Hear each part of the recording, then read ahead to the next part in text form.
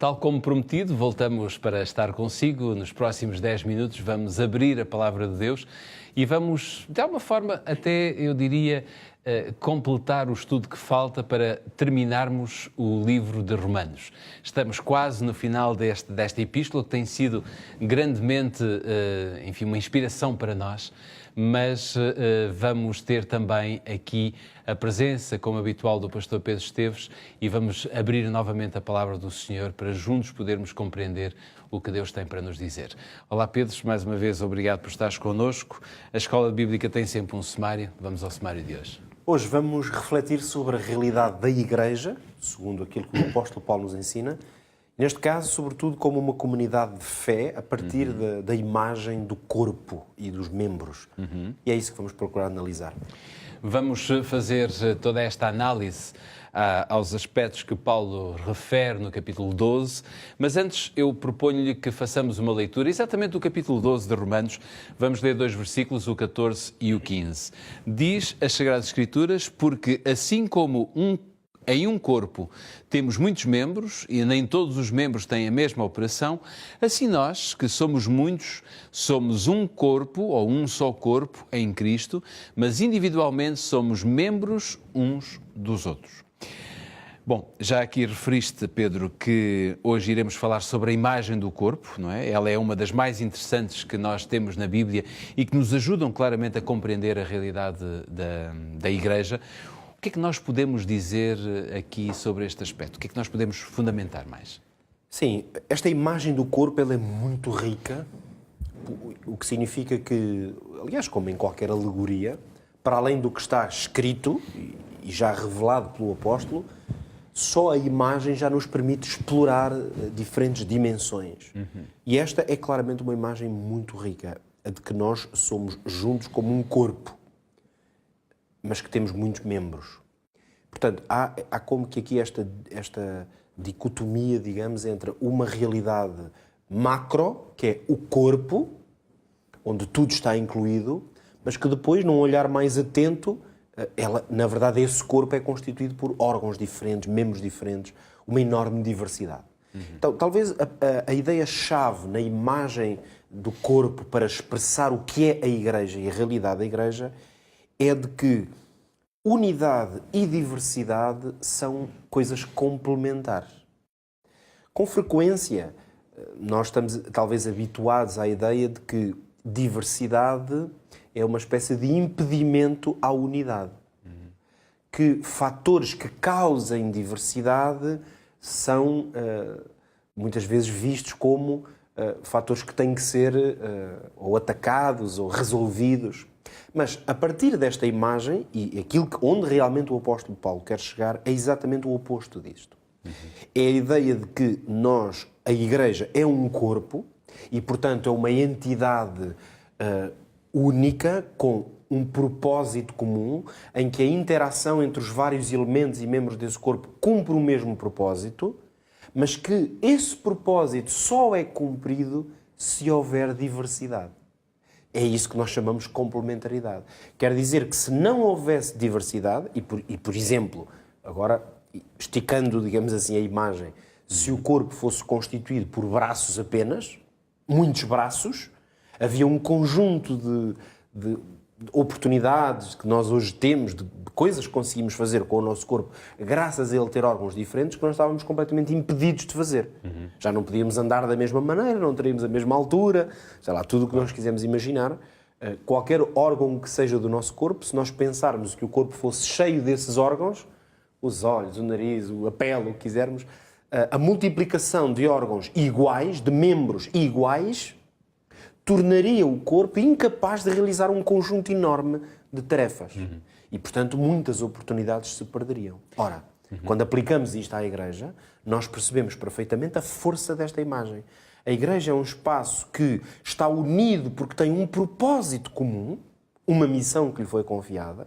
A Igreja está unida porque, segundo o próprio apóstolo revela, Cristo é a cabeça da Igreja, é o seu líder, É Ele que lhe dá esse propósito, mas depois esse propósito percebemos que só é cumprido porque existe uma grande diversidade.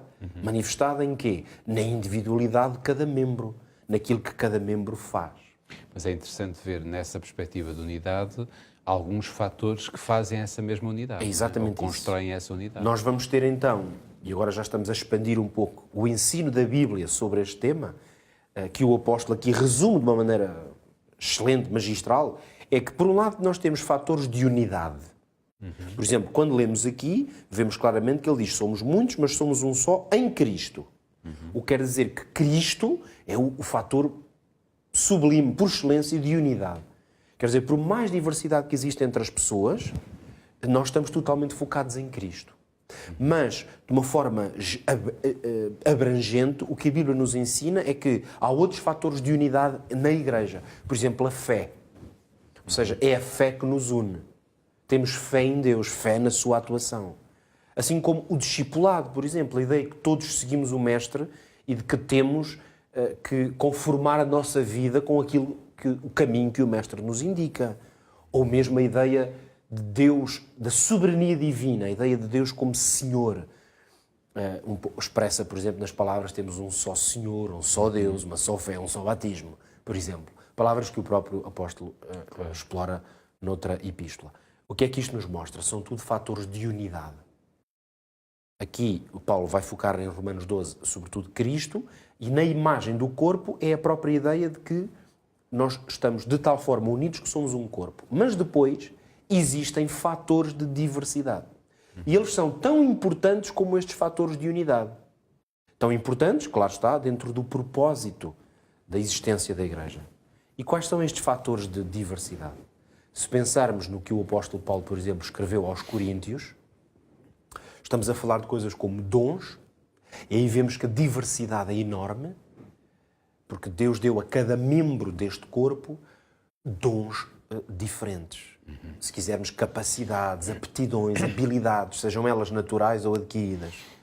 Essa diversidade de dons faz com que a Igreja seja um espaço onde realmente não é difícil ver pessoas com visões da vida, da fé, da Igreja mesmo, muito diferentes. Porque Deus deu a cada pessoa um universo, um mundo pessoal.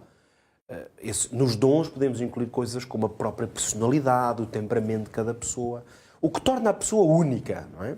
Mas depois, além disso, a Bíblia diz-nos claramente que existem na Igreja diferentes ministérios, por exemplo, ou seja, espaços ou áreas de ação onde os dons se podem manifestar. A isso, biblicamente, chamamos ministérios. Mas o apóstolo Paulo, por exemplo, ainda diz em Coríntios 12 que também existem diferentes operações. Quer dizer, mesmo dentro de cada ministério que existe dentro da Igreja, há muitas maneiras de fazer o mesmo ministério. Ou seja, não há só uma forma de cantar, não há só uma forma de falar ou de pregar, não há só uma forma de servir os mais fracos. Quer dizer, existem diferentes formas de o fazer, são diferentes operações. Ou seja, o corpo é talvez o espaço onde tudo isso se encontra. É exatamente. A manifestação da unidade e da diversidade é transmitida no corpo. Isto quer dizer o quê? Que somos irmãos. É este o conceito. Temos o mesmo pai, temos o mesmo irmão mais velho, se quisermos chamar assim, a Jesus Cristo. Portanto, a ideia intrínseca a isto é que somos uns dos outros. Portanto, a Igreja foi construída e constituída por Deus para intimidade, para fraternidade, para sermos responsáveis uns pelos outros. Vamos terminar o programa de hoje, mas antes vamos ver como é que podemos colocar isto em prática. Em termos práticos, talvez hoje pudéssemos deixar aqui um apelo, um desafio. Procure identificar formas práticas de mostrar ao seu irmão que ele lhe pertence, que é seu, que faz parte das suas preocupações porque pertence ao mesmo corpo. E assuma, por isso, a responsabilidade que tem como parte de um corpo. A responsabilidade que tem com os outros. E com certeza que isso vai fazer com que outros também assumam essa responsabilidade para consigo. Fica o encontro marcado para o nosso próximo episódio, para que voltemos a abrir a Palavra de Deus consigo e juntos podermos estudar e aprender mais sobre o que o Senhor Deus quer de nós. Encontro marcado no nosso próximo episódio. Até lá.